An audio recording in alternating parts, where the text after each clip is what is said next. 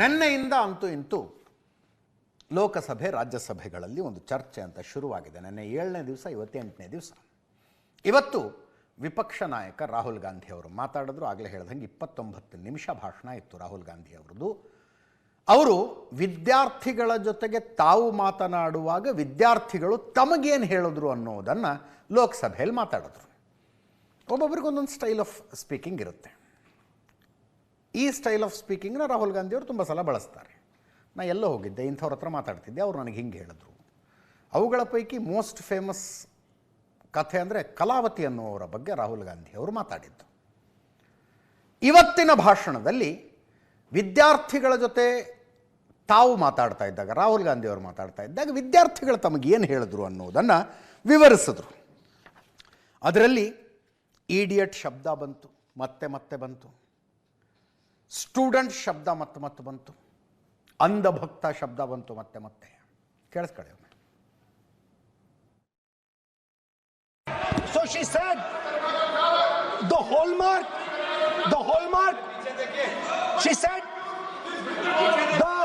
the student, she says the student wears the truth on his or her chest. Proudly, it's written here. And I said, what about the other type? She says the other type requires an image. It requires an image, and as that image is not true, because the idiot is trying to pretend that he is God. I'm not talking about that. As it is not true, and the idiot is trying to pretend he's God, he has to create this massive image. Then I asked a question, sir. मैं सोचा कि यार ये मैं सोचा कि ये student है और फिर ये इडियट भी है, तो मैंने उससे पूछा, एक बात बताओ, ये तीसरी कैटेगरी कहां जाती है? ये तीसरी कैटेगरी कहां जाती है? उसने कहा, कौन सी तीसरी कैटेगरी? मैंने कहा, अंधभक्त। इसको कहां डाला जाए? She says to me, अंधभक्त is a person who is absolutely convinced that another idiot is God. So these are the three categories: student,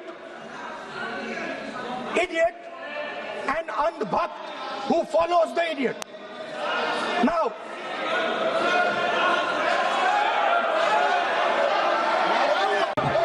Rahul Gandhi ji unparliamentary word use नहीं करते, तो यहाँ से भी टोकने का कोई आवश्यकता ही नहीं है।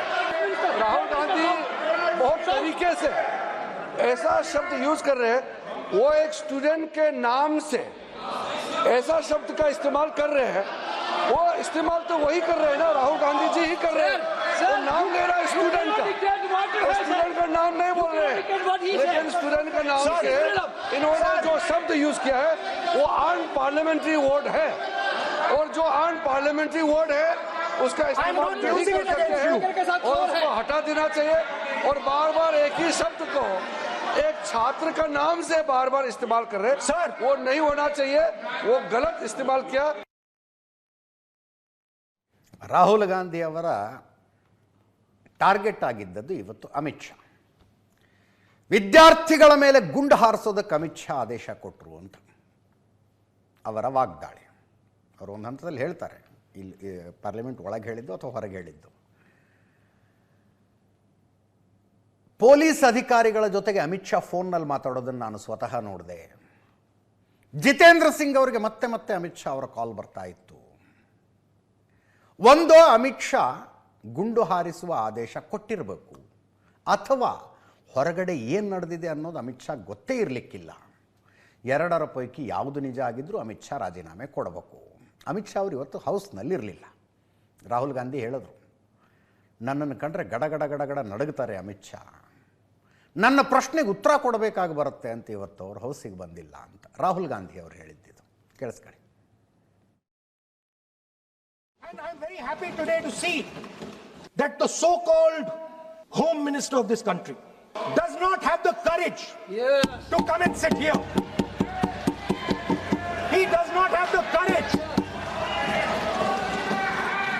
sit here, sir, please. आज प्रश्न I saw the Home माननीय Minister. मंत्री जी बैठे हैं, जिनका विधेयक है वो बैठे हैं। I saw the Home Minister, sir. Carcade. Sir, I saw the carcade. 30 cars. With the Home Minister sitting inside the car.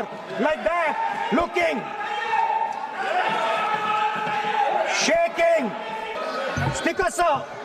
Why is the Home Minister not here today? The Home Minister is not here today because he's not here today because he is scared. Sir, the Home Minister authorized the shooting of our students, sir. He put pellets into the blood of our students. He ordered the students of India to be shot. ये आप सोचिए, आप कितना गलत बात बोल रहे हैं। आप कल्पना कर सकते हैं, आप बिना सोच समझ करके जो इस्तेमाल कर रहे हैं, और किसने फायरिंग का ऑर्डर दिया, What is going on? कैसे बोल सकते हैं आप? कितना गलत बात करते हैं, ऐसा मत बोलिए। राहुल गांधी जी, आप नेता प्रतिपक्ष हैं, गंभीरता से बात बोलना चाहिए। आप बिना तर्क करके यहाँ ऐसा बात करते हैं, ये ठीक नहीं है सर। अभी तुरंत आप किस बेसिस पे ये बयान दिया है? किस बेसिस पे आपने ये बयान दिया, बताइए। किसने आपको बताया और किस तर्क के साथ आप ये बयान दिया है? ये बहुत गलत बात बोला है राहुल गांधी जी ने, बहुत गलत बात बोला। मैं इसका आपत्ति करता हूँ, कार्रवाई से निकालना ही चाहिए, लेकिन राहुल गांधी जी आप माफी मांगिए, ये ठीक बात नहीं है। आप ऐसे नहीं बोल सकते, गलत बात बोला है। कैसे आप?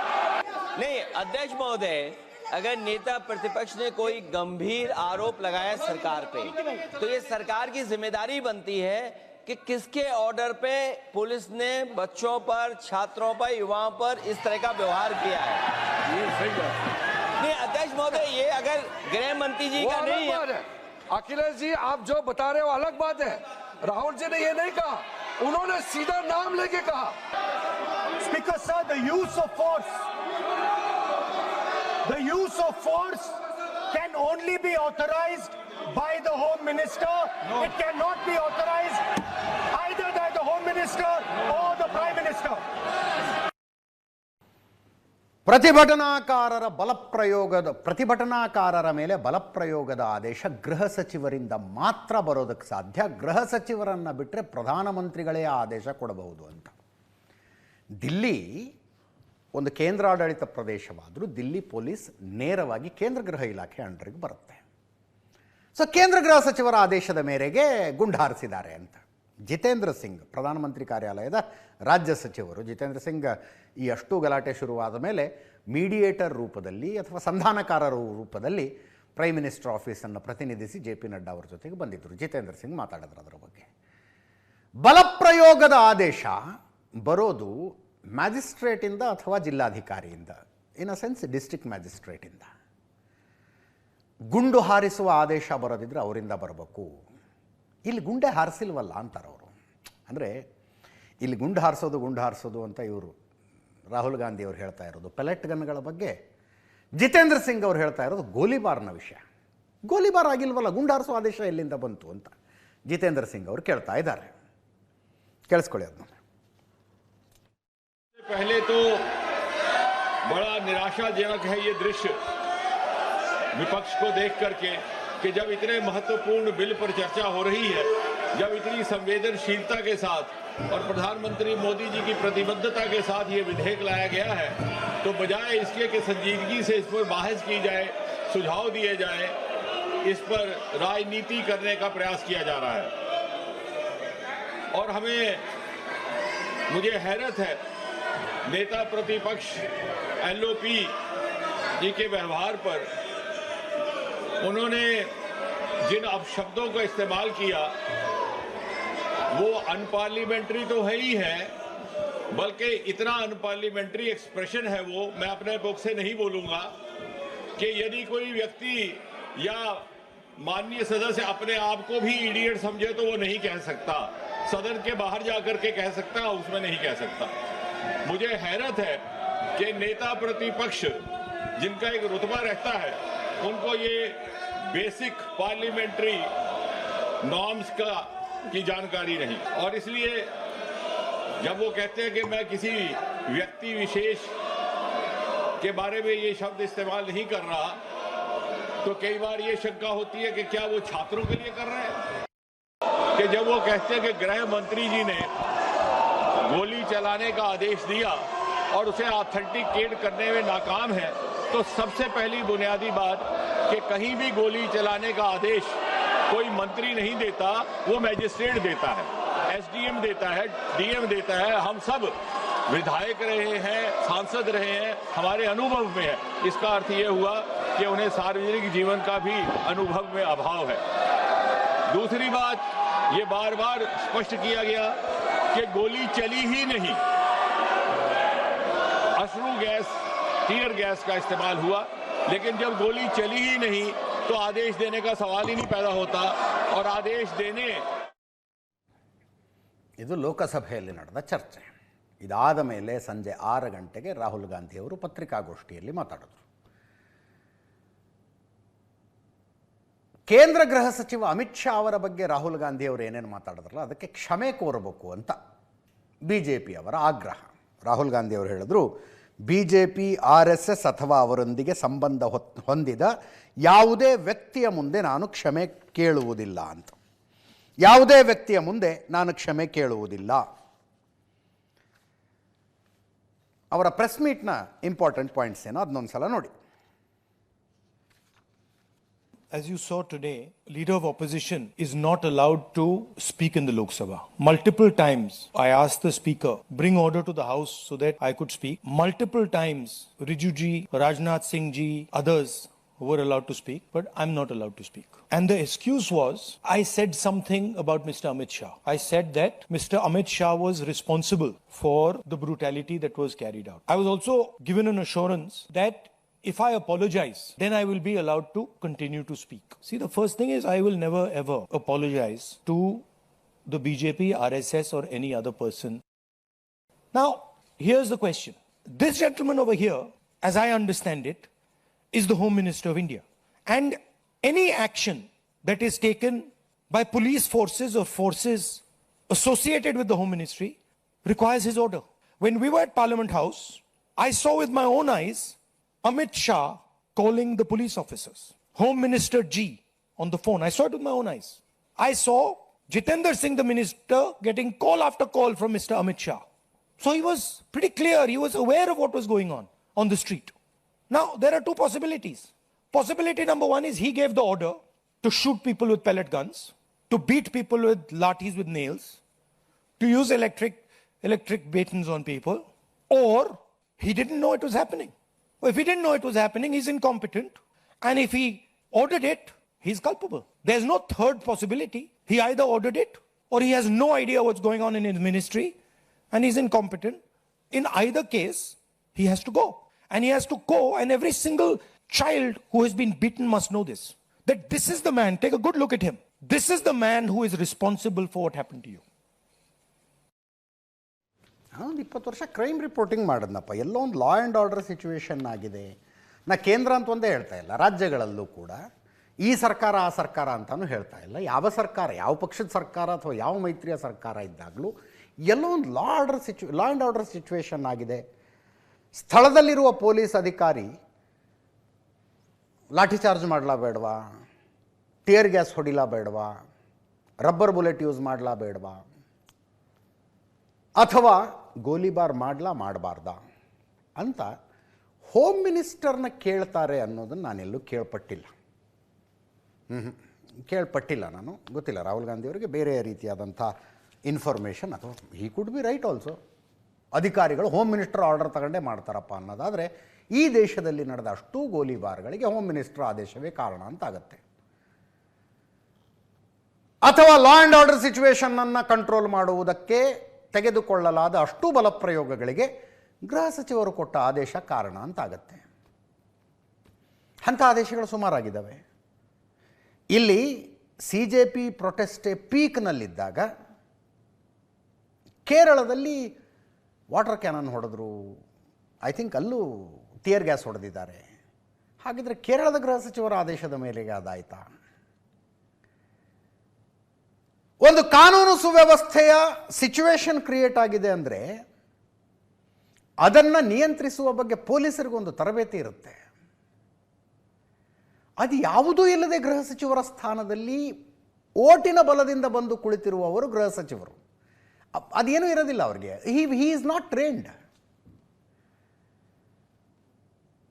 ಅಂಥ ಪೊಲೀಸರು ರಾಜಕಾರಣಿಯೊಬ್ಬರ ಆದೇಶ ತಗೊಂಡು ಇಂಥ ನಿರ್ಧಾರಗಳನ್ನು ತೆಗೆದುಕೊಳ್ತಾರಾ? ಗೊತ್ತಿಲ್ಲಪ್ಪ. ನನ್ನ ಅನುಭವದಲ್ಲಿ ಹಂಗಿಲ್ಲ. ಶ್ರೀಕಾಂತ್ ಶಿಂದೆ ಶಿವಸೇನೆಯ ಸಂಸದರು ಕಾಂಗ್ರೆಸ್ನ ಮೇಲೆ ಮುಗಿಬಿದ್ರು. 36 ದಿನ ಆದರೂ ಯಾಕೆ ನೀವು ಅಲ್ಲಿಗೆ ಹೋಗಲಿಲ್ಲ ಜಂತರ್ ಮಂತರ್ಗೆ? ನೀವು ಹೋಗಿ ಬೆಂಬಲ ಕೊಟ್ಟು ಆಮ್ ಆದ್ಮಿ ಪಕ್ಷದಂಥ ಇನ್ನೊಂದು ಪಕ್ಷದ ಹುಟ್ಟಿಗೆ ಕಾರಣವಾಗಬಾರದು ಅನ್ನುವ ಎಚ್ಚರಿಕೆಯಲ್ಲಿದ್ರಿ. ಜಂತರ್ ಮಂತರ್ಗೆ ಹೋಗದೆ ಪ್ರಧಾನಮಂತ್ರಿ ಕಚೇರಿಯ ಮುಂದೆ ಪ್ರತಿಭಟನೆಗೆ ಬಂದು ಕೂತ್ಕೊಂಡ್ರಿ. ಅಲ್ಲಿ ವಿದ್ಯಾರ್ಥಿಗಳು ಬಂದು ನಿಮ್ಮನ್ನು ಜಾಯ್ನ್ ಆಗ್ತಾರೆ ಅನ್ನುವ ನಿರೀಕ್ಷೆ ಇತ್ತು, ಅವರು ಬರಲಿಲ್ಲ. ಅದಕ್ಕೆ ಸಮಾಜವಾದಿ ಪಕ್ಷದವ್ರನ್ನ ಫೋನ್ ಮಾಡಿ ಕರೆಸ್ಕೊಂಡ್ರಿ ನೀವು ಅಂತ. ಕೇಳಿಸ್ಕೊಳ್ಳಿ. ಶ್ರೀಕಾಂತ್ ಶಿಂದೆ ಶಿವಸೇನೆಯ ಸಂಸದ, ಏಕನಾಥ್ ಶಿಂದೆ ಮಗ. गौरव जी कह रहे थे कि हम युवाओं के साथ हैं, हम युवाओं के साथ हैं, हम विद्यार्थी के साथ हैं. अरे विद्यार्थियों को तो पूछो वो आपके साथ है कि नहीं. 37 दिन तक जंतर मंतर नहीं गए. इनको 37 दिन तक जंतर मंतर नहीं गए क्योंकि इनको डर था कि आप जैसी और एक पार्टी तो तैयार नहीं हो जाएगी. जेन-जी की भाषा में विपक्ष के आंदोलन को एक समराइज करना चाहूंगा मैं जेन-जी के भाषा में. 37 दिन तक तो ये जंतर मंतर नहीं गए तो इनको MIA हो गया. MIA क्या है? MIA missing in action. तो 37 दिन तक हमने कुछ नहीं किया तो कुछ तो करना चाहिए. जंतर मंतर तो नहीं जा सकते तो हम जाते हैं प्रधानमंत्री जी के आवास के सामने और वहां पर जाके आंदोलन करते हैं. तो क्या हो गया फिर? आंदोलन क्यों किया आपने? उनको फोमो हुआ, FOMO, fear of missing out. अरे बच्चे यहाँ पर आंदोलन कर रहे हैं, हम क्या कर रहे हैं? तो हम चले गए PM आवास पर. अरे सुनो, आगे आप अपना समाप्त फोमो होने के बाद लहू इनको डेलुलू हुआ. Doctor dilution. श्रीकांत जी, इनको लगा छात्र हमारे साथ आएंगे श्रीकांत जी, आपका प्रधानमंत्री के घर के इधर जाने के बाद, लेकिन छात्र तो कोई आए नहीं. ये अकेले वहाँ पर 2.5 घंटे जो है धरना देते बैठे वहाँ पर. और इसलिए तो ये इनको इतनी इनसिक्योरिटी है कि लास्ट में सपा को फोन करके बोला कि बाबा मैं उधर जा रहा हूँ. 2 घंटे के बाद, 2.5 घंटे के बाद सपा के लोग आए और 1 मिनट में पुलिस. ಕ್ವಿಕ್ ಆಗಿ ರಾಜ್ಯಸಭೆಯಲ್ಲಿ ನಡೆದಂಥ ಒಂದು ಚರ್ಚೆ. ರಾಜ್ಯಸಭೆಯಲ್ಲಿ CPIM ಸಂಸದ ಜಾನ್ ಬ್ರಿಟಾಸ್ ಪ್ರಶ್ನೆ ಕೇಳಿದ್ರು. ಕಮ್ಯುನಿಸ್ಟ್ ಪಕ್ಷದ ಕಚೇರಿಗೆ ಪೊಲೀಸರು ಹೋಗಿದ್ದಾರಂತೆ. ವಿದ್ಯಾರ್ಥಿಗಳ ಪ್ರತಿಭಟನೆಯಲ್ಲಿ ಭಾಗವಹಿಸಿದ ಕಾರಣಕ್ಕೆ ಕಮ್ಯುನಿಸ್ಟ್ ಪಕ್ಷದ ಅವ್ರದ್ದು SFI ಇದೆಯಲ್ಲ, SFIನ ನಾಯಕಿಯೊಬ್ಬರನ್ನು ಬಂಧಿಸುವುದಕ್ಕೆ ಹೋಗಿದ್ದಾರಂತೆ. ಯಾವ ಕಾಲಘಟ್ಟ ಬಂದುಬಿಡ್ತು ಭಾರತದಲ್ಲಿ ಅಂತ ಪ್ರಶ್ನೆ ಕೇಳಿದ್ರು ಅವರು. ಇದು ನಿಜಾನೇ ಆಗಿದ್ರೆ ತುಂಬ ಕಳವಳಕಾರಿ ಅಂತ ಮಲ್ಲಿಕಾರ್ಜುನ್ ಖರ್ಗೆ ಅವರು ಹೇಳಿದ್ರು. ಕೇಳಿಸ್ಕೊಳ್ಳಿ. Sir, we have a parliamentary democracy based on multi-party system. Yesterday, an unfortunate incident happened. A Delhi police team barged into the headquarters of CPM, which is a national political party. You know that, sir. Camera not showing, sir. Why are they camera playing like this? No. You address to me. Look. You address to me, Sir. You address to me. Sir. Yesterday, Delhi police team barged into AKG Bhavan. You have huge respect. You have told many a time respect for AK Gopalan. Sir, it was to arrest Aishi Ghosh, Madam Nirmala ji, who is a former JNU Students Union President. Her only mistake was that she participated in Jantar Mantar Agitprotest. Sir, जो बेटा ने यहाँ पर उठाया मुद्दा, ये बहुत शर्मनाक है कि एक नेशनल पार्टी के ऑफिस में हम घुस के अगर सीबीआई के लोग घुस के जाते हैं, उसको अरेस्ट करने की बात करते हैं. Democracy is not safe. Sir, what my friend John Vikas has said, this is a very normal law and order situation that we have to understand. I have been a student activist. I have been arrested many times from the classroom in emergency days when Congress party was ruling. I have been arrested. Mr. John Vikas, it is a normal situation. A student activist has to face. J P Nadda ಅವ್ರ explanation ಅರ್ಥ ಆಗಲಿಲ್ಲಪ್ಪ. ನಾನು student activist ಆಗಿದ್ದೆ, ನನ್ನನ್ನು class ರೂಮ್ನಿಂದಾನೇ arrest ಮಾಡ್ಕೊಂಡು ಕರ್ಕೊಂಡು ಹೋಗಿದ್ರು emergency ಟೈಮ್ನಲ್ಲಿ ಅಂತಾರೆ. ಎಮರ್ಜೆನ್ಸಿ ಇದೆಯಾ ಹಂಗಿದ್ರೆ? ಈಗ ಎಮರ್ಜೆನ್ಸಿ ಟೈಮ್ನಲ್ಲಿ ಆಗಬಾರದ್ದೆಲ್ಲ ಆಯ್ತು ರೀ. ಅವ್ರು ಕೇಳಿದ್ದು ಈಗ ಯಾಕೆ ಒಂದು ಪೊಲಿಟಿಕಲ್ ಪಾರ್ಟಿ ಆಫೀಸಿಗೆ ಬಂದು ಅರೆಸ್ಟ್ ಮಾಡ್ತಾ ಇದ್ದೀರಿ ಅಂತ. ಲೋಕಸಭೆಯಲ್ಲಿ ಇವತ್ತು ಸಾರ್ವಜನಿಕ ಪರೀಕ್ಷಾ ಅಕ್ರಮ ತಡೆ ಮಸೂದೆ ಬಿಲ್ ಪಾಸಾಗಿ ಕಾನೂನಾಯಿತು. ಕಾನೂನು ಆಗ್ಬೇಕಂದ್ರೆ ರಾಜ್ಯಸಭೆಯಲ್ಲೂ ಪಾಸ್ ಆಗಬೇಕು, ಅದು ನಾಳೆ ಆಗುವ ಸಾಧ್ಯತೆ ಇದೆ. ಲೋಕಸಭೆಯಲ್ಲಂತೂ ಆಯಿತು, ಧ್ವನಿಮತದಿಂದ ಅಂಗೀಕಾರ. ಸಚಿವ ಜಿತೇಂದ್ರ ಸಿಂಗ್ ಅವರು ಅದನ್ನು ಮಂಡನೆ ಮಾಡಿದರು, ಅದರ ಮೇಲೆ ಚರ್ಚೆಯಾಯಿತು. ಚರ್ಚೆಯ ನಂತರ ಮತಕ್ಕೆ ಹಾಕಿದ್ರು, ಬಿಲ್ ಪಾಸ್ ಆಯಿತು. ತುಂಬ ಸಲ ಹೇಳಿದ್ದೀವಿ, ಹಳೆ ಕಾನೂನಿಗೂ ಹೊಸ ಕಾನೂನಿಗೂ ವ್ಯತ್ಯಾಸ. 2024ರಲ್ಲಿ ಪರೀಕ್ಷೆಗಳಲ್ಲಿ ನಡೆಯುವ ಅಕ್ರಮವನ್ನು ತಡೆಯಬೇಕು ಅನ್ನುವ ಕಾರಣಕ್ಕೆ ಇದೇ ಸರ್ಕಾರ 2 ವರ್ಷಗಳ ಹಿಂದೆ ಒಂದು ಕಾನೂನು ತಗೊಂಡು ಬಂದಿತ್ತು. ಅದರಲ್ಲಿ 3 ರಿಂದ 5 ವರ್ಷ ಶಿಕ್ಷೆ, 10 ಲಕ್ಷದ ದಂಡದ ಆಪ್ಷನ್ ಇತ್ತು. ಸಿಂಗಲ್ ವ್ಯಕ್ತಿಗಳು ಮಾಡುವ ಅಪರಾಧಕ್ಕಿದು 3 ರಿಂದ 5 ವರ್ಷ ಶಿಕ್ಷೆ, 10 ಲಕ್ಷ ದಂಡ. ಈಗ ಅದನ್ನು 5 ರಿಂದ 10 ವರ್ಷ ಶಿಕ್ಷೆ, 50 ಲಕ್ಷ ದಂಡ ಮಾಡಿದ್ದಾರೆ. ಮುಂಚೆ ರೆಗ್ಯುಲರ್ ಕೋರ್ಟ್ನಲ್ಲಿ ಕೇಸ್ ನಡೀತಾ ಇತ್ತು, ಯಾವಾಗ ವಿಚಾರಣೆ ಆಗ್ತಿತ್ತೋ, ಯಾವಾಗ ಜಡ್ಜ್ಮೆಂಟ್ ಬರ್ತಿತ್ತೋ. ಈಗ ಹಂಗಲ್ಲ, ಅದಕ್ಕೆ ಅಂತ ಫಾಸ್ಟ್ ಟ್ರ್ಯಾಕ್ ಕೋರ್ಟ್ಗಳಿದ್ದಾವೆ. 3 ತಿಂಗಳಲ್ಲಿ ವಿಚಾರಣೆ ಮುಗಿದು ಜಡ್ಜ್ಮೆಂಟ್ ಬರಬೇಕು. ಪೊಲೀಸರಿಗೆ ತನಿಖೆ ಮಾಡಿ ಚಾರ್ಜ್ ಶೀಟ್ ಹಾಕೋದಕ್ಕೆ 2 ತಿಂಗಳ ಅವಕಾಶ ಹೊಸ ಕಾನೂನಿನಲ್ಲಿ. ಶಿಕ್ಷಣ ಸಂಸ್ಥೆಯೊಂದು ಅಕ್ರಮವೆಸಗಿದರೆ ಮುಂಚೆ 1 ಕೋಟಿ ದಂಡ, 4 ವರ್ಷ ನಿಷೇಧ ಇತ್ತು. ಈಗ 5 ಕೋಟಿಯ ತನಕ ದಂಡ, 8 ವರ್ಷ ನಿಷೇಧ ಇದೆ. ಮುಂಚೆ ಸೆಂಟ್ರಲ್ ಏಜೆನ್ಸಿಗಳ ತನಿಖೆ ನಡೆಸ್ತಾ ಇದ್ವು, ಈಗ ತನಿಖೆಗಾಗಿ ಸ್ಪೆಷಲ್ ಟಾಸ್ಕ್ ಫೋರ್ಸ್ ರಚಿಸಬೇಕಾಗತ್ತೆ.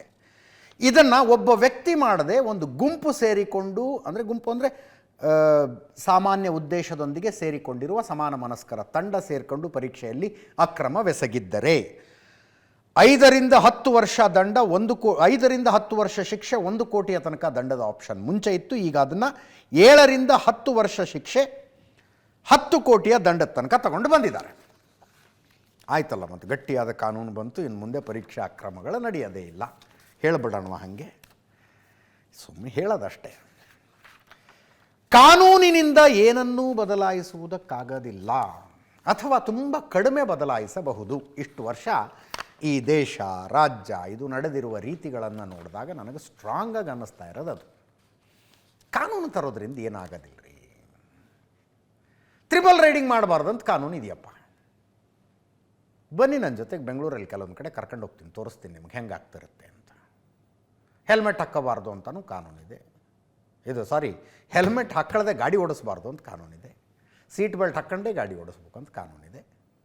ಇವೆಲ್ಲ ಸಣ್ಣ ಪುಟ್ಟ ಆಯಿತು. ಕೊಲೆ ಮಾಡಿದ್ರೆ ಮರಣದಂಡನೆಯ ತನಕ ಶಿಕ್ಷೆಯ ಕಾನೂನಿಲ್ವೇ? ಯಾವ್ಯಾವುದಕ್ಕಿಲ್ಲ ಹೇಳಿ ಕಾನೂನು? ಯಾವ ಕ್ರೈಮಿಗಿಲ್ಲ ಹೇಳಿ ಕಾನೂನು? ಯಾವುದಕ್ಕಿಲ್ಲ ಹೇಳಿ ಕಠಿಣ ಶಿಕ್ಷೆ? ಯಾವುದು ನಿಲ್ಲಿಸೋದಕ್ಕಾಗಿದೆ? ಒಂದು ಫಂಡಮೆಂಟಲ್ ಚೇಂಜು ಪೋಷಕರಿಂದ ಹಿಡಿದು ಸರ್ಕಾರದ ತನಕ ಎಲ್ಲರಲ್ಲೂ ಬರಬೇಕಾಗಿರೋದು ಒಂದು ಫಂಡಮೆಂಟಲ್ ಚೇಂಜ್ ಇದೆ. Change in thinking. ಅದು ಅದು ಬಂದಾಗ ಬಹುಶಃ ನಾನು ನೀಟನ್ನು ದೃಷ್ಟಿಕೋನದಲ್ಲಿ ಇಟ್ಕೊಂಡು ಹೇಳ್ತಾ ಇರೋದು. ಸುಮ್ಮನೆ ಡೇಟಾ ನೋಡ್ತಾ ಇದ್ದೆ ಈ ವರ್ಷದ್ದು. ಟೋಟಲ್ ಹುಡುಗರು ಎಷ್ಟು ಜನ ಅಪಿಯರ್ ಆಗಿದ್ದು? 22,09,318 ಮಕ್ಕಳು. ಇದು ಲಾಸ್ಟ್ ಇಯರ್ ಡೇಟಾ. ಇದು 22,09,318 ಮಕ್ಕಳು ಅಪಿಯರ್ ಆದರು ನೀಟ್ ಎಂಟ್ರೆನ್ಸಿಗೆ. ಕ್ವಾಲಿಫಿಕೇಷನ್ ಅಂತ ಒಂದಿದೆ, ಎಲ್ಲರೂ ಕ್ವಾಲಿಫೈ ಆಗೋದಕ್ಕಾಗೋದಿಲ್ಲ. ಕ್ವಾಲಿಫೈ ಆದವರೆಷ್ಟು?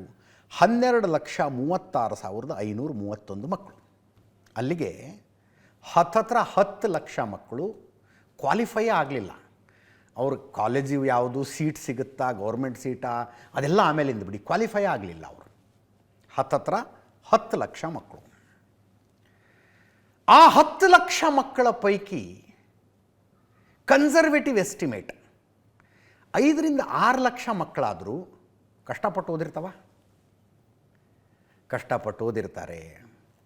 ಅವ್ರಿಗೊಂದು ಯಾವುದೋ ಕೋಚಿಂಗ್ ಕ್ಲಾಸಿಗೆ ಅಂತ ತಂದೆ ತಾಯಿ ಹಾಕಿರ್ತಾರೆ, ಲಕ್ಷಗಟ್ಟಲೆ ದುಡ್ಡು ಕೊಟ್ಟಿರ್ತಾರೆ. ಕನಿಷ್ಠ 2 ವರ್ಷಗಳ ಶ್ರಮ, ಕನಿಷ್ಠ 2 ವರ್ಷ ಹೋಯ್ತು ಅವ್ರದ್ದು. ಅವ್ರ ಎಂಟ್ರೆನ್ಸ್ನಲ್ಲೇ ಕ್ವಾಲಿಫೈ ಆಗಲೇ ಇಲ್ಲ ಅವರು. ಅವರ ಪೈಕಿ ಎಷ್ಟು ಮಕ್ಕಳಿಗೆ ನಿಜವಾಗಿಯೂ ವೈದ್ಯರಾಗುವ ಪ್ಯಾಷನ್ ಇದೆ ಅನ್ನೋ ಪ್ರಶ್ನೆ ಯಾರು ಕೇಳಿದ್ರ? ಯಾರು ಉತ್ತರ ತಗೊಂಡ್ರ? ಯಾರೊಬ್ಬರು ಕೇಳಿದ್ರ? Do you really want to become a doctor? No. ಪರಿಸ್ಥಿತಿ ಹೆಂಗಾಗ್ಬಿಟ್ಟಿದೆ ಅಂದರೆ, ನಮ್ಮ ಅಪ್ಪನ ಕಾಲಕ್ಕಿತ್ತಂತೆ, ಮೆಟ್ರಿಕ್ ಒಂದು ಪಾಸ್ ಮಾಡ್ಕೊಂಬಿಡು, ಆಮೇಲೆ ನಿನಗೇನು ತಿಳಿಯುತ್ತೋ ಅದನ್ನು ಮಾಡು ಅಂತಿದ್ರಂತೆ. ಮೆಟ್ರಿಕ್ ಅಂದರೆ SSLC 10th ಸ್ಟ್ಯಾಂಡರ್ಡ್.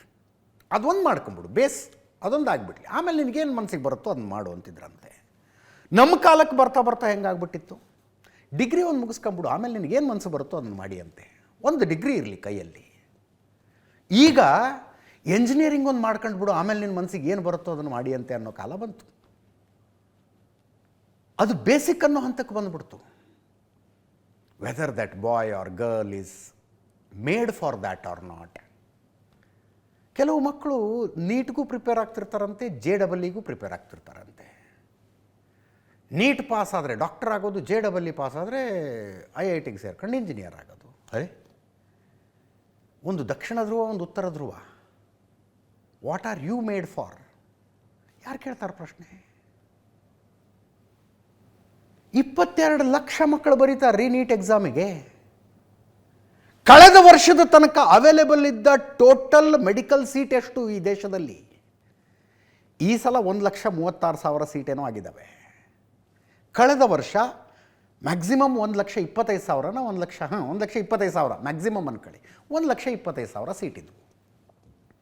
22 ಲಕ್ಷ ಮಕ್ಕಳು ಅಪಿಯರ್ ಆಗಿರೋದು 1,25,000 ಸೀಟಿಗೆ.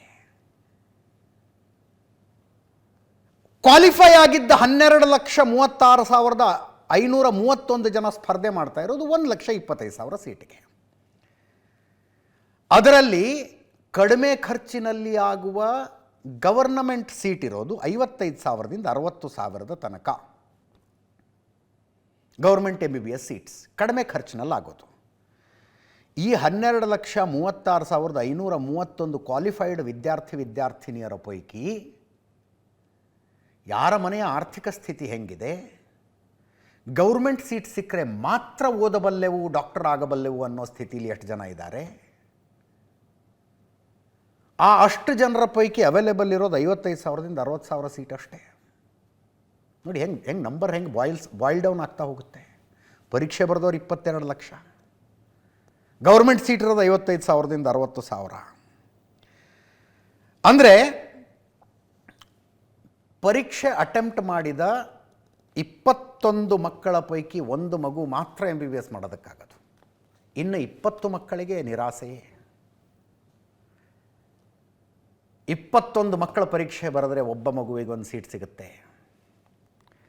ಗೌರ್ಮೆಂಟ್ ಸೀಟೇ ಅಂತ ಲೆಕ್ಕ ಹಾಕಿದ್ರೆ 40 ಮಕ್ಕಳು ಪ್ರಯತ್ನ ಪಟ್ಟರೆ ಒಂದು ಮಗುವಿಗೆ ಸಿಗುತ್ತೆ. ಇನ್ನು 39 ಮಕ್ಕಳು ಅವರ ಎಫರ್ಟು ಕೋಚಿಂಗ್ ಮಾಫಿಯಾ ಉದ್ಧಾರ ಮಾಡೋದಕ್ಕದು.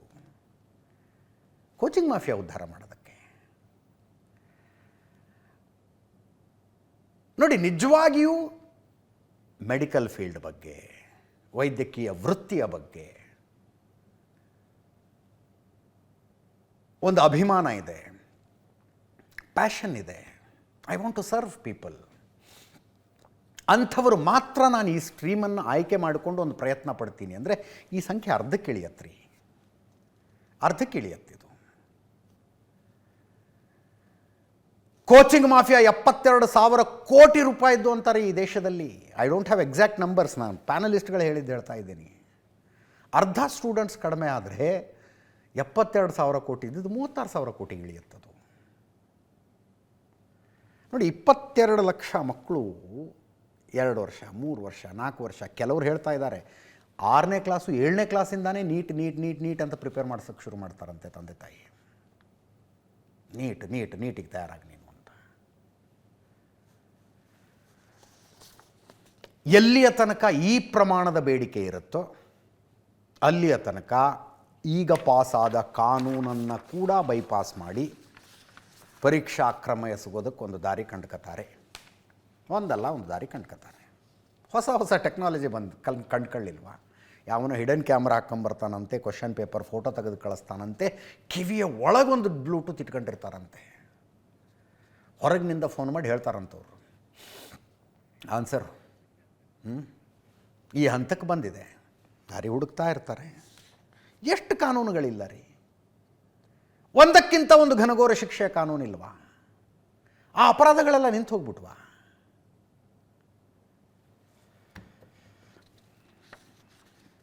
ಇವತ್ತು ಇನ್ನೊಂದು ಮಸೂದೆ ಕೂಡ ಪಾಸಾಯಿತು. ರಾಷ್ಟ್ರೀಯ ಗೌರವಕ್ಕೆ ಅವಮಾನ ತಡೆಯುವ ತಿದ್ದುಪಡಿ ಮಸೂದೆ 2026. ಬೇಸಿಕಲಿ ಏನಿದು? ರಾಷ್ಟ್ರಗೀತೆಗೆ, ಜನಗಣಮನಕ್ಕೆ ಉದ್ದೇಶಪೂರ್ವಕವಾಗಿ ಅಪಮಾನ ಮಾಡಿದ್ರೆ 3 ವರ್ಷ ಶಿಕ್ಷೆಗೆ ಅವಕಾಶ ಇತ್ತು. ಈಗ ಅದರಲ್ಲಿ ವಂದೇ ಮಾತರಮ್ಮನ್ನು ಸೇರಿಸಲಾಗಿದೆ. ವಂದೇ ಮಾತರಂಗೆ ಅವಮಾನ ಮಾಡಿದರೂ ಕೂಡ 3 ವರ್ಷಗಳ ತನಕ ಜೈಲು ಶಿಕ್ಷೆ. ಅದೊಂದು ಪಾಸಾಯಿತು. ಇನ್ನು ರಾಹುಲ್ ಗಾಂಧಿಯವರು ಮಾತನಾಡಿದ್ದು ಡೀಟೇಲ್ ಆಗಿ ನೋಡಿದ್ವಿ.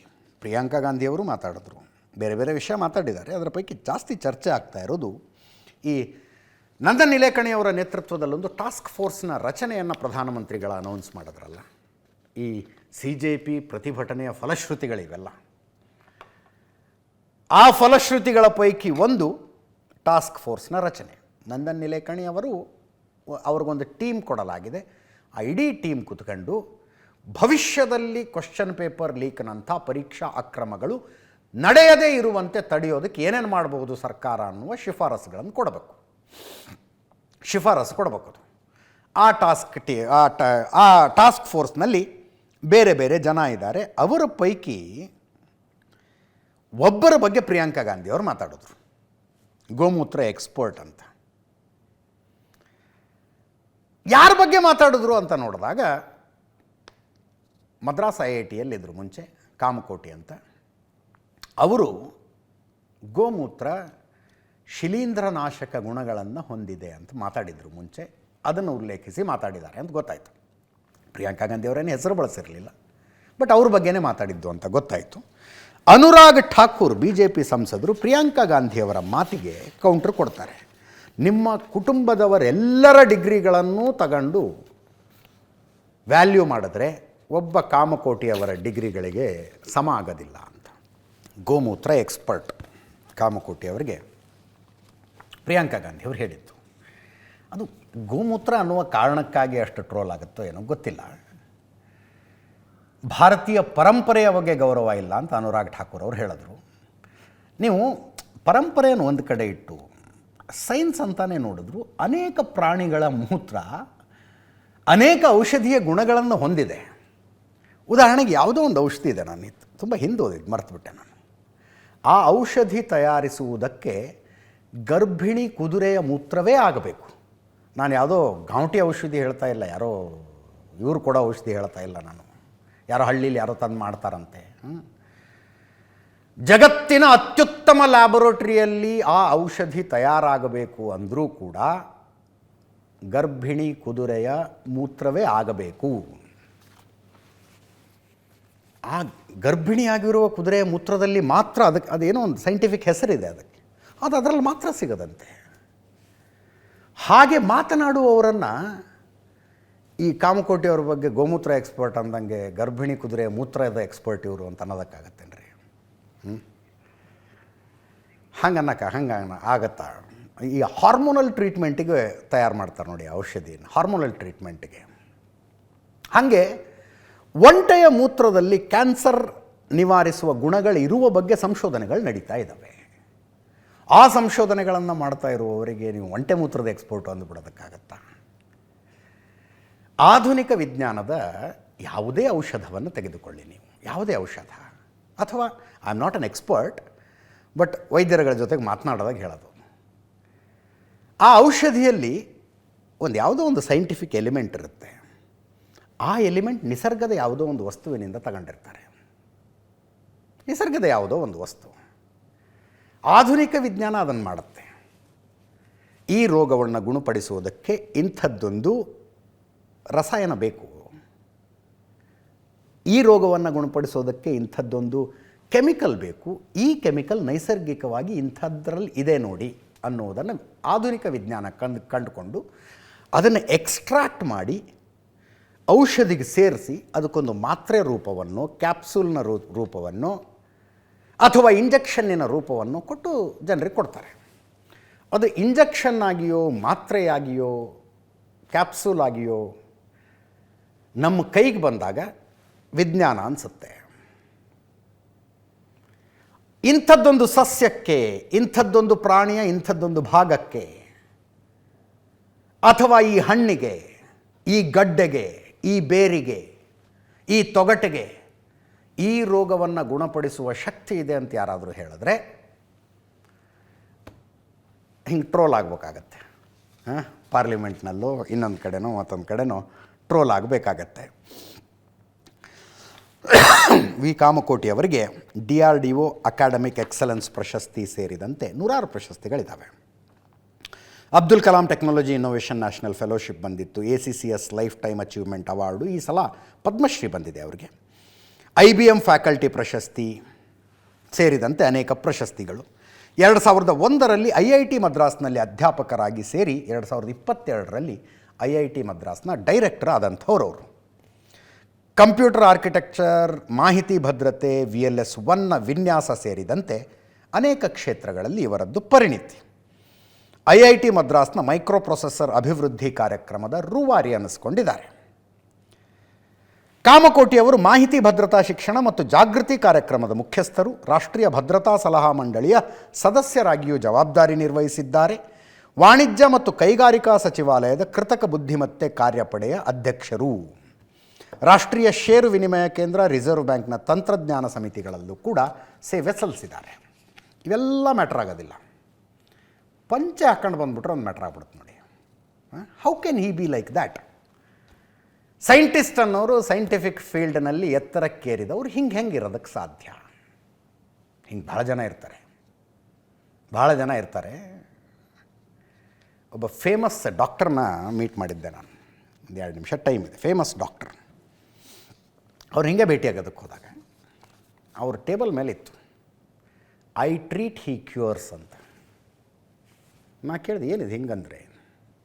ಅವ್ರು ಹೇಳಿದ್ರು ಟ್ರೀಟ್ಮೆಂಟ್ ನಾನು ಕೊಡ್ತೀನಿ, ರೋಗಿಗಳನ್ನು ಗುಣಪಡಿಸದೇ ಇರೋದು ಭಗವಂತನ ಕೈಯಲ್ಲಿರೋದು, ಅದನ್ನು ನಾನು ಮಾಡ್ತೀನಿ ಅನ್ನುವ ಭ್ರಮೆಯಲ್ಲಿ ನಾನಿಲ್ಲ ಅಂತ. ಅವರು MBBS, MD ಏನೇನೋ ಓದ್ಕೊಂಡವರು ಐ ಟ್ರೀಟ್ ಹಿ ಕ್ಯೂರ್ಸ್ ಅಂತ ಬರ್ಕೊಂಡಿದ್ದಾರೆ. ಮತ್ತು ಅವರನ್ನು ನೋಡಿದ್ರೆ ಏನಂತಾರೋ ಏನೋ. ಇರಲಿ. ಸಮಾಜವಾದಿ ಪಕ್ಷದ ಸಂಸದರು ಇವತ್ತು ರಾಮ ಮಂದಿರ ದೇಣಿಗೆ ಕಳ್ಳತನದ ಪ್ರಕರಣವನ್ನು ಸಂಸತ್ನಲ್ಲಿ ಪ್ರಸ್ತಾಪಿಸಿದ್ರು. ಧರ್ಮೇಂದ್ರ ಯಾದವ್ ಮಾತಾಡಿದ್ರು. ಕಾವೇರಿ ವಿಷಯದಲ್ಲಿ ನಡೀತಾ ಇರುವ ಪ್ರತಿಭಟನೆಗಳದ್ದು. CWRC ಒಂದು ಆದೇಶ ಕೊಟ್ಟಿದೆ. ಮುಂದಿನ 15 ದಿನಗಳ ಕಾಲ ಪ್ರತಿದಿನ 3,500 ಕ್ಯೂಸೆಕ್ಸ್ ನೀರನ್ನು ಕರ್ನಾಟಕ ತಮಿಳುನಾಡಿಗೆ ಹರಿಸಬೇಕು ಅಂತ. 3,500 ಕ್ಯೂಸೆಕ್ಸ್ ಒಂದು ದಿನದ ಲೆಕ್ಕ ಹಾಕಿದ್ರೆ 15 ದಿನಗಳ ಕಾಲ ಹರಿಸಿದ್ರೆ 4.5 TMC ನೀರು ಹೋಯಿತು. ಎಲ್ಲಿಂದ ಕೊಡೋಣ ಅಂತ ಕರ್ನಾಟಕ ಕೇಳ್ತಾ ಇದೆ. ಎಲ್ಲಿಂದ ಕೊಡೋಣ? ಸದ್ಯಕ್ಕೆ KRSನಲ್ಲಿರುವ ನೀರನ್ನು ಕೃಷಿಗೆ ಬಿಟ್ಟುಬಿಡಿರಿ, ರೈತರಿಗೆ ಕೊಡೋದು ಬಿಟ್ಟುಬಿಡಿ. ಬರೀ ಬೆಂಗಳೂರಿನ ಕುಡಿಯುವ ನೀರಿಗಾಗಿ ಬಳಸಿಕೊಳ್ತೀವಿ ಅಂದರೂ ಸಾಲದಿಲ್ಲ. 2.5 ಇಂದ 3 TMC ಪ್ರತಿ ತಿಂಗಳು ಬೆಂಗಳೂರಿಗೆ ಕುಡಿಯೋದಕ್ಕೆ ಬೇಕು ನೀರು. KRSನಲ್ಲಿ ಇರೋದೆಷ್ಟು? 52 TMC ಟೋಟಲ್ ಇರೋದು ನೀರು. ಅದರಲ್ಲಿ 13 ರಿಂದ 14 TMC ಡೆಡ್ ಸ್ಟೋರೇಜ್ ಅದು. ಉಳಿಯೋದು 38 ರಿಂದ 39 TMC ನೀರು ಉಳಿಯುತ್ತೆ. ಬೆಂಗಳೂರಿಗೆ ಬರೀ ಕುಡಿಯುವ ನೀರಿಗಾಗಿ ಬಳಸಿಕೊಳ್ತೀವಿ ಅಂದರೆ ಮುಂದಿನ ಬೇಸಿಗೆ ತನಕ ಆಗೋದಿಲ್ಲ. ಹಾಗಿರುವಾಗ ಈ ಬರಗಾಲದ ಸನ್ನಿವೇಶದಲ್ಲಿ 4.5 TMC ನೀರನ್ನು ತಮಿಳುನಾಡಿಗೆ ಬಿಟ್ಟು ಬಿಡೋದು ಅಂದರೆ ಹೆಂಗೆ ಬಿಡೋದು? ಸಮಸ್ಯೆ ಏನು? ಒಂದು ಡಿಸ್ಟ್ರೆಸ್ ಫಾರ್ಮುಲಾ ಅಂತ ಇದೆ. ಆ ಡಿಸ್ಟ್ರೆಸ್ ಫಾರ್ಮುಲಾ ವೆಲ್ ಡಿಫೈನ್ಡ್ ಇಲ್ಲ. ಒಂದು ವರ್ಷಕ್ಕೆ ನಾರ್ಮಲ್ ಮಳೆಗಾಲ ಇರುವಾಗ 177.25 TMC ನೀರನ್ನು ಕರ್ನಾಟಕ ತಮಿಳುನಾಡಿಗೆ ಹರಿಸಬೇಕು. 177.25 TMC ನಾರ್ಮಲ್ ಮಳೆಗಾಲ ಇರುವಾಗ. ಮಳೆ ಕಡಿಮೆ ಆದಾಗ ಎಷ್ಟು % ಕಡಿಮೆ ಆಗಿದೆಯೋ ಅಷ್ಟು % ಕಡಿಮೆ ನೀರು ಹರಿಸಿ ಅಂತಾರೆ ಅವರು. ಆ ಡಿಸ್ಟ್ರೆಸ್ ಫಾರ್ಮುಲಾ ವರ್ಕ್ ಆಗೋದಿಲ್ಲ. ಅದು ವರ್ಕ್ ಆಗೋದಿಲ್ಲ. ಅದರ ಜೊತೆಗೆ ಕರ್ನಾಟಕದಲ್ಲಿ ಕಾವೇರಿ ಕ್ಯಾಚ್ಮೆಂಟ್ ಏರಿಯಾದಲ್ಲಿ ಆಗಬಹುದಾದ ಮಳೆಯ ಕಾಲ ಈಗ ಮುಗಿದು ಹೋಯಿತು. ಆದರೆ ತಮಿಳುನಾಡಿನ ಕಾವೇರಿ ಕ್ಯಾಚ್ಮೆಂಟ್ ಏರಿಯಾದಲ್ಲಿ ಮಳೆ ಬರೋದು ಆಗಸ್ಟ್ ಎಂಡು ಸೆಪ್ಟೆಂಬರ್ಗೆ. ಕರ್ನಾಟಕದಲ್ಲಿ ಮಳೆಗಾಲ ಫೇಲ್ ಆದರೂ ತಮಿಳುನಾಡಿನಲ್ಲಿ ಮಳೆಗಾಲ ಫೇಲ್ ಆಗುವುದಿಲ್ಲ ಅನ್ನೋ ಸಿಚುವೇಶನ್ ಅನೇಕ ಸಂದರ್ಭದಲ್ಲಿ ನಾವು ನೋಡಿದ್ದೀವಿ. ಕರ್ನಾಟಕ ಹೇಳ್ತಾ ಇದೆ ನಿಮ್ಗೆ ಇನ್ನೂ ಮಳೆ ಬರುತ್ತೆ.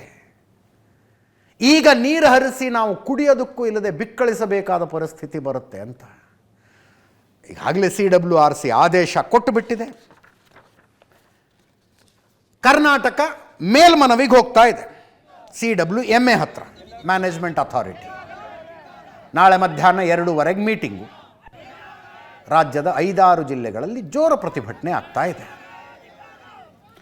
4.5 TMC ಆಗುತ್ತೆ. 3,500 ಕ್ಯೂಸೆಕ್ಸ್ ಒಂದು ದಿನಕ್ಕೆ ಬಿಟ್ಟರೆ 15 ದಿನಕ್ಕೆ. ತಮಿಳುನಾಡು 8.5 TMC ಬೇಕು ಅಂತ ಕೇಳಿತ್ತು. CWRC ಏನು ಹೇಳ್ತೀಗ? ಅವ್ರು 8.5 ಕೇಳಿದ್ರು, ನಾವು ಬರೀ 4.5 ಅಷ್ಟೇ ಹೇಳಿದ್ದೀವಿ. ಅಂತಿಮವಾಗಿ 4.5 TMC ಬಿಳಿಗೊಂಡ್ಲುವಿನಲ್ಲಿ, ಅಂದರೆ ಕರ್ನಾಟಕ ತಮಿಳುನಾಡಿನ ಬಾರ್ಡರ್ನಲ್ಲಿ ಏನು ನೀರನ್ನು ಅಳೆಯುವ ಕೇಂದ್ರ ಇದೆಯಲ್ಲ, ಅಲ್ಲಿ 4.5 TMC ಹೊರಗಡೆ ಹೋಗಬೇಕು ಕರ್ನಾಟಕದಿಂದ ತಮಿಳುನಾಡಿಗೆ. ಅಂದರೆ KRSನಿಂದ 6 TMC ಬಿಡಬೇಕು. 6 TMC ಮಧ್ಯದಲ್ಲಿ ಅಲ್ಲಲ್ಲಿ ಬಳಕೆ ಆಗುತ್ತದು. 4.5 TMC ಹೋಗಬೇಕು ಅಂದರೆ ಅಲ್ಲಿ 6 TMC ರಿಲೀಸ್ ಮಾಡಬೇಕು. ಎಲ್ಲಿಂದ ಇದೆ? ಎಲ್ಲಿದೆ? ಅದಕ್ಕೆ ರಾಜ್ಯ ಸರ್ಕಾರದವರು ಹೇಳ್ತಾ ಇದ್ದಾರೆ ಇದಕ್ಕೆಲ್ಲ ಪರಿಹಾರ ಅಂದರೆ ಮೇಕೆದಾಟು ಅಣೆಕಟ್ಟು, ಅದನ್ನೊಂದು ಕಟ್ಕೊಂಡ್ಬಿಡ್ತೀವಿ ಅಂತಾರೆ ಅವರು. ಕಟ್ಕೊಳ್ಳಿ, ನಿಮ್ಗೆ ಯಾರು ಬೇಡ ಅಂತಿದ್ದಾರೆ ಅಂತ ಕೇಂದ್ರ ಸರ್ಕಾರ ಹೇಳಿದೆ. ನೀವು ಯಾವ ರಾಜ್ಯದ ಪರ್ಮಿಷನ್ನು ತಗೋಬೇಕಾಗಿಲ್ಲ, ಆಗಬೇಕಾಗಿಲ್ಲ, ಕಟ್ಕೊಳ್ಳಿ ಅಂತ. ಅದೂ ನಿಜವಾದ ಪರಿಹಾರ ಅಲ್ಲ ಅಂತ ಕೆಲವು ಪರಿಸರವಾದಿಗಳು ಹೇಳ್ತಾ ಇದ್ದಾರೆ. ನಿಜವಾದ ಪರಿಹಾರ ಅಲ್ಲ ಅಂತ. ಬಟ್ ಈ ಹಿಂದಿನ ಮಳೆಯ ಡೇಟಾ ಮತ್ತು ಕಾವೇರಿ ನೀರಿನ ಸಂಗ್ರಹದ ಡೇಟಾನ ಒಬ್ಬ ಪ್ಯಾನಲಿಸ್ಟ್ ಇವತ್ತು ಹೇಳ್ತಾ ಇದ್ರು. ಪರ್ ಇಯರ್ ಇನ್ನು ಮುಂದೆ 2026ರಿಂದ 2050 ತನಕ 3.5% ನೀರು ಕಡಿಮೆ ಆಗ್ತಾ ಹೋಗುತ್ತಂತೆ. 3.5% ಲೆಕ್ಕ ಹಾಕಿ ನೀವು ಅಂದರೆ 25 ವರ್ಷಕ್ಕೆ ಎಷ್ಟು ಕಡಿಮೆ ಆಯಿತು ಅಂತ ನೋಡಿದ್ರೆ ಹತ್ತತ್ರ 80% ಮೇಲಾಗುತ್ತದು. ಕೊರತೆಯಾಗುವುದು ಮುಂದಿನ ದಿನಗಳಲ್ಲಿ ಹೆಂಗೆ ನಾವು ಮಾಡಿದ್ದು ನಾವು ಅನುಭವಿಸ್ತಾ ಇದ್ದೀವಿ ಅಷ್ಟೇ. ಇದರೊಂದಿಗೆ ಇವತ್ತಿನ ನ್ಯೂಸ್ ಅವರ್ ಮುಗಿಸ್ತಾ ಇದ್ದೀನಿ. ನೇರ ದಿಟ್ಟ ನಿರಂತರ ಸುದ್ದಿಗಾಗಿ ನೋಡ್ತಾ ಇರಿ ಏಷ್ಯಾನೆಟ್ ಸುವರ್ಣ ನ್ಯೂಸ್.